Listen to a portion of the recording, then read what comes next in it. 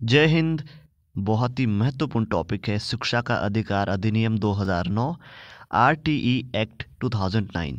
आइए इस पर चर्चा करते हैं। हम लोग को थोड़ा डिस्कस कर लेते हैं, फिर हम इसकी कंप्लीट एक्सरसाइज भी कर लेंगे। तो यहाँ पे शुरू यहाँ से करते हैं कि भारत के संविधान के अनुच्छेद 45 में यह घोषणा की गई थी कि राज्य संविधान के प्रारंभ से 10 वर्ष की कालावधि के अंदर सभी बालकों को 14 साल की आयु की समाप्ति तक जो है निःशुल्क और अनिवार्य शिक्षा देने के लिए प्रबंध करने का प्रयास करेगा। बहुत महत्वपूर्ण है, अनुच्छेद 45 में कहा गया है। तभी देखो आगे कि तभी से जो है राज्यों ने 14 वर्ष तक की आयु के बच्चों की अनिवार्य एवं जो निःशुल्क शिक्षा की व्यवस्था करने का प्रयास शुरू किया। आगे चलकर क्या होता है कि 2002 में 86वां संवैधानिक संशोधन होता है। उसके द्वारा संविधान में एक नया अनुच्छेद जो 21 क जोड़ा गया और उसमें बताया गया 21 क में क्या बताया गया है। उसमें बताया गया है कि राज्य जो है 6 से 14 वर्ष तक की आयु वाले सभी बालकों के लिए निःशुल्क और अनिवार्य शिक्षा देने का एक ऐसी रीति में जो राज्य विधि द्वारा अवधारित करे उसका उपबंध करेगा। तो इस प्रकार से कहता है। और फिर जो है 86वें संविधान द्वारा संविधान के भाग 4 में वर्णित मूल कर्तव्यों में कहाँ पे मूल कर्तव्यों में एक नया मूल कर्तव्य 51 हिंदी में बताया गया जोड़ा गया, जो इस प्रकार है कि माता पिता या संरक्षक, इम्पॉर्टेंट है कि जिनके माता पिता अनाथ बच्चे हैं उनके जो भी संरक्षक हैं 6 से 14 वर्ष तक की आयु वाले अपने यथास्थिति बालक या प्रतिपाल्य के लिए शिक्षा के अवसर प्रदान करें। और आगे चलकर 2009 में बालकों का निःशुल्क और अनिवार्य शिक्षा का अधिकार 2009 the right of children to free and compulsory education act 2009 pass किया गया। इसे संक्षेप में शिक्षा का अधिकार अधिनियम, बहुत महत्वपूर्ण, याद रखिएगा, अधिनियम right to education act RTE कहते हैं। उम्मीद करता हूं कि आप फॉर्मेट समझ गए होंगे। अब देखिए, अब सवाल अब शुरू होते हैं। वैसे वहां से बन सकते हैं और मुख्यतः यहाँ से बनते हैं। इस अधिनियम के अनुसार 6 से 14 वर्ष की आयु के बच्चों को कक्षा 1 से 8 तक की निःशुल्क शिक्षा प्राप्त करने का मूल अधिकार है। इसमें जो प्राथमिक शिक्षा बताया गया है 6 से 14 वर्ष का मतलब है कि ये प्राइमरी से लेकर 8 तक शिक्षा की बात करता है। मूल अधिकार है। सरकार ने 1 अप्रैल 2010 से जो कि इसे लागू कानून के रूप में लागू भी कर दिया। इसके जो मुख्य तत्व क्या क्या हो सकते हैं इसमें, ये बहुत ज़्यादा महत्वपूर्ण, यहाँ से बहुत अच्छे सवाल बनते हैं। पहला हम लोग हल्के से इनको देखेंगे और संक्षिप्त नाम ये समझिएगा। इस अधिनियम का जो संक्षिप्त नाम शिक्षा का अधिकार 2009 आरटी एजुकेशन जिसको बोलते हैं एक्ट 2009। परिभाषा हम लोग नहीं जानेंगे, ज़्यादा पढ़ लेते हैं थोड़ा। इस अधिनियम में प्रयुक्त विशेष शब्दों को परिभाषित किया गया जिनका स्पष्टीकरण हमने आगे संदर्भवश कर दिया गया है, ऊपर दिया गया था जो।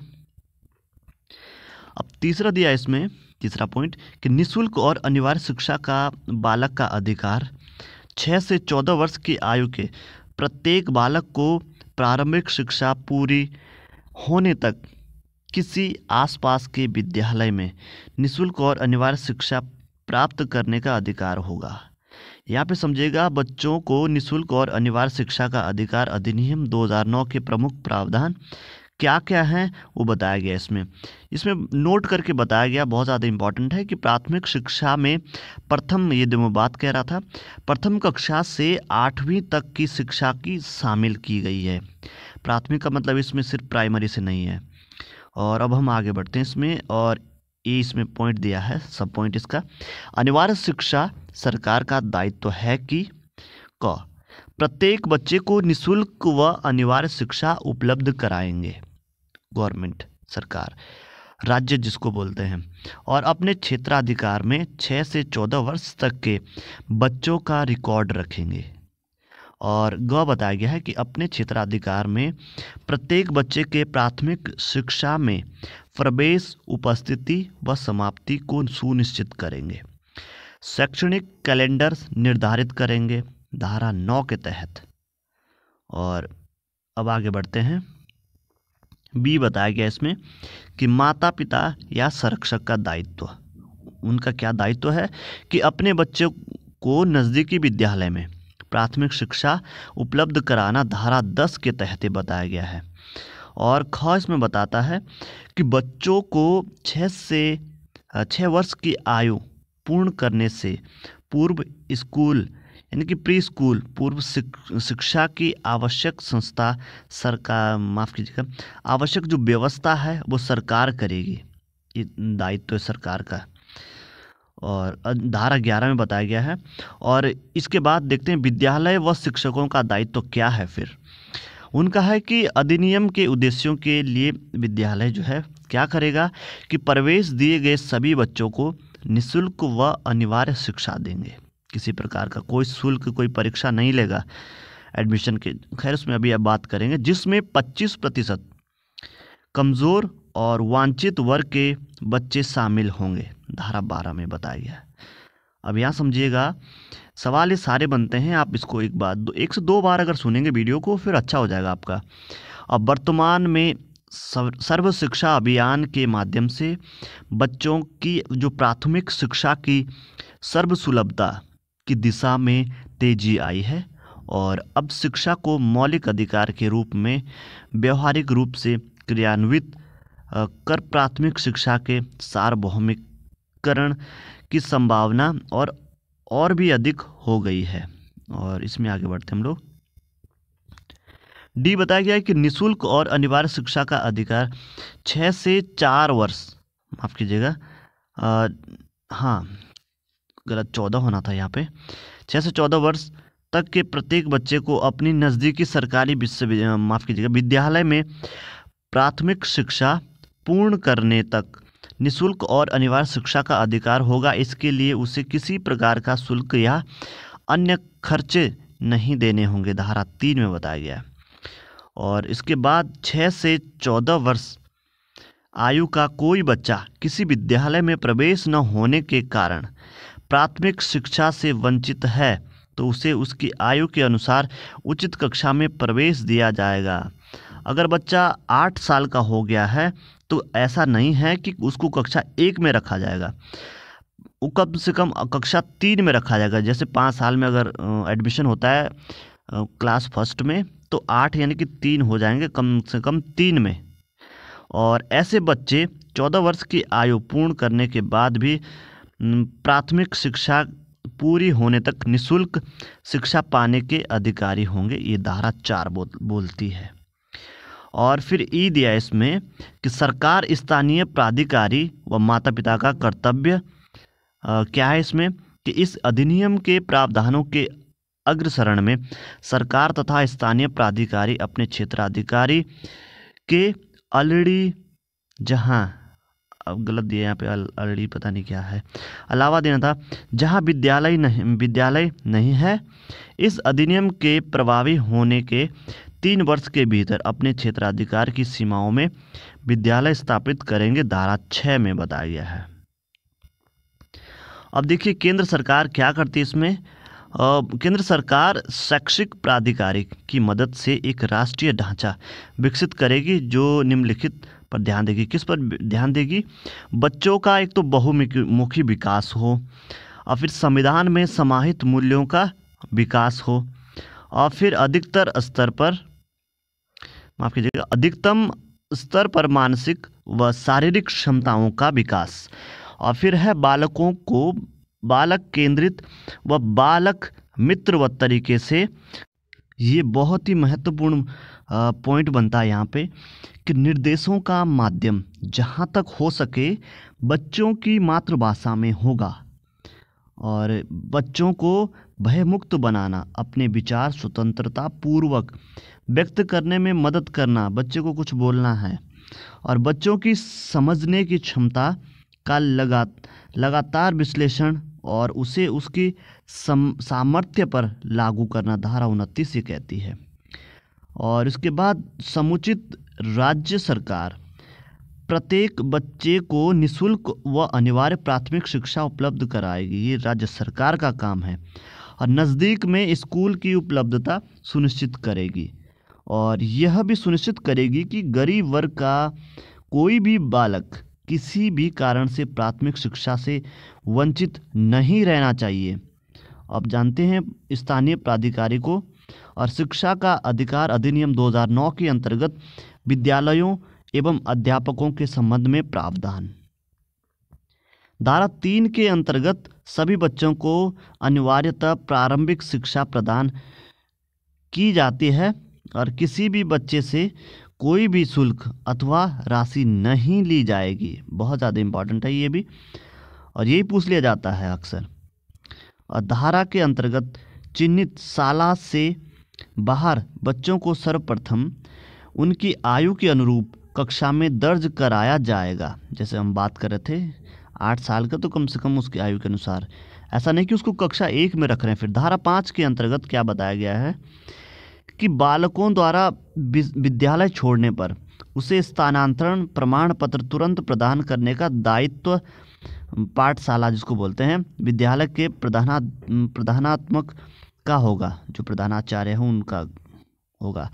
और धारा 6 के अंतर्गत क्या है, अगर मतलब विद्यालय छोड़ता है बच्चा तो वो कहीं जहाँ भी जाएगा वहाँ के लिए उसको सर्टिफिकेट मिलना चाहिए कि मैं छोड़ गया हूँ। धारा 6 के अंतर्गत 1 से 5 तक और 1 किलोमीटर के दायरे में और 6 से 8 तक 2 किलोमीटर के दायरे में विद्यालय की व्यवस्था। बस इसको नोट कर लीजिएगा, इस पे आप छाप लीजिए, छपने वाला पेपर में स्टार बना लीजिए इस पे। और धारा के अंतर्गत इसमें प्रावधान है कि प्राइवेट निजी विद्यालयों में 25% सीटें गरीब व वर्ग के गरीब व वंचित वर्ग के विद्यार्थियों के लिए आरक्षित होगी। ये भी स्टार क्वेश्चन है, सारे यहीं से बनने वाले हैं सवाल आपके। और अगला है इसकी धारा 14(2) के अंतर्गत क्या है कि जन्म प्रमाण पत्र नहीं होने पर भी किसी भी बच्चे को विद्यालय में प्रवेश से इनकार नहीं किया जा सकता है। और धारा 16 कहती है कि इसके अंतर्गत किसी भी बच्चे को किसी कक्षा में रोका नहीं जाएगा और न ही विद्यालय से बाहर किया जाएगा। और इसमें कुछ चेंजेस आए हैं जो नई शिक्षा नीति हैं, हम इस पे भी चर्चा करेंगे। अगर आप लोग चाहेंगे तो मुझे कमेंट करना, मैं नई शिक्षा नीति के तहत कोई वीडियो ज़रूर लेके आऊँगा।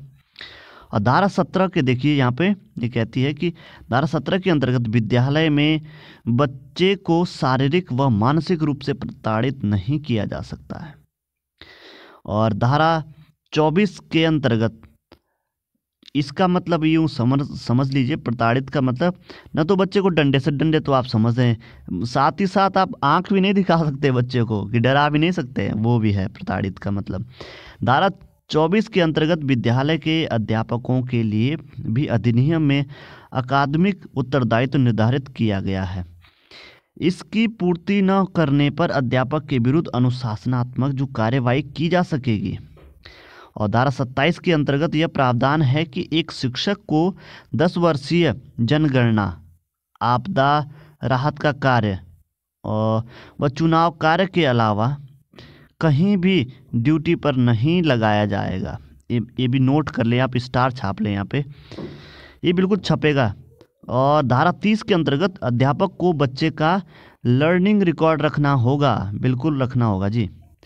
और इसके बाद अब देखते हैं यहाँ पे इस अधिनियम की अनुसूची में पठन पाठन के घंटे निर्धारित किए गए हैं और ये भी छपेगा, यहाँ से टाइम छपता है ये, कि इस अधिनियम को लागू करने में केंद्र सरकार व राज्य सरकार व्यय को 55 लिखा है इसमें, 45 में वहन करेगी सरकार व्यय।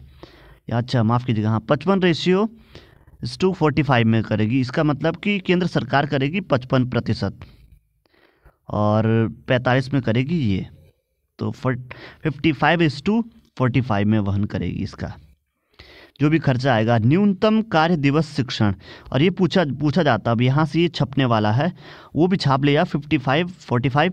और यहाँ से सवाल बनते हैं कि न्यूनतम कार्य दिवस कक्षा 1 से 5 यानी कि प्राइमरी के लिए 200 वर्ष, माफ़ कीजिएगा 200 दिन, और न्यूनतम कार्य दिवस 6 से 8। इसमें 6 से 8 का बताया गया 220 न्यूनतम की बात कर रहा है। और न्यूनतम शैक्षिक घंटे कितने होने चाहिए? 1 से 5 के लिए है 800 शैक्षिक घंटे होने चाहिए। और न्यूनतम शैक्षिक घंटे 6 से 8 तक के लिए, 1 से 5 के लिए 800 और यहाँ 1000 होने चाहिए। तो न्यूनतम का ये याद रखना, ये न्यूनतम, अधिकतम इससे प्लस होगा, इससे कम नहीं होगा।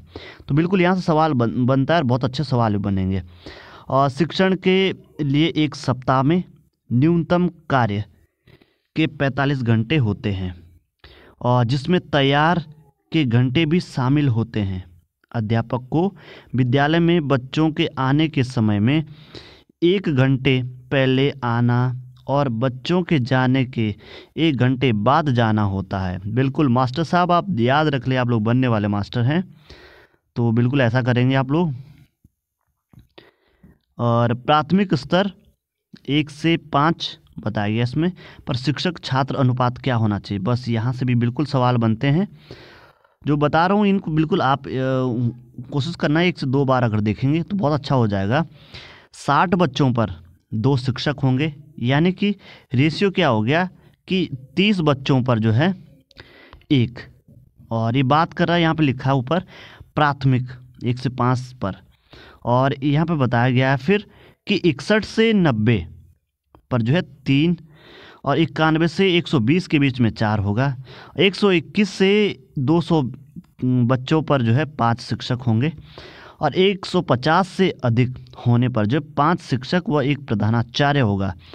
200 से अधिक होने पर इनका अनुपात 40:1, मतलब 40 बच्चों पर 1 रहेगा, ये बताया गया इसमें। और हम लोग आगे चलते हैं, प्रधानाचार्य को छोड़कर बताया गया इसमें। और शिक्षा का अधिकार 2009 के अंतर्गत जो पाठ्यक्रम व मूल्यांकन इसका करते हैं अभी। और शिक्षा प्राधिकारी उपधारा 1 के अधीन पाठ्यक्रम और मूल्यांकन प्रक्रिया निश्चित करते समय निम्नलिखित बातों को ध्यान में रखना चाहिए। कौन सी? शिक्षा का माध्यम जहाँ तक हो सके बालक को मातृभाषा में रहेगी भाई उसकी शिक्षा। दूसरा बताया कि बालक को समझने जानने की शक्ति तथा उपयोग करने की उसकी योग्यता का सतत मूल्यांकन होना चाहिए। तीसरा बताया गया कि बालक का सर्वांगीण विकास हो, और बच्चे के ज्ञान अन्य शक्ति योग्यता का निर्माण करना, और बालक को चिंता मुक्त बनाना होता है। और बाल केंद्रित क्रियाकलापों के प्रकटीकरण और खेल द्वारा शिक्षण और शारीरिक मानसिक योग्यता का विकास करना होता है बच्चे का। ये था आपका RT 2009। अब इसके हम लोग एक्सरसाइज प्रश्न करेंगे वस्तुनिष्ठ, और उससे आपका बिल्कुल पूरा रिवीजन हो जाएगा। तो फिलहाल के लिए यहाँ के लिए जय हिंद, फिर मिलते हैं इसके वस्तुनिष्ठ पर।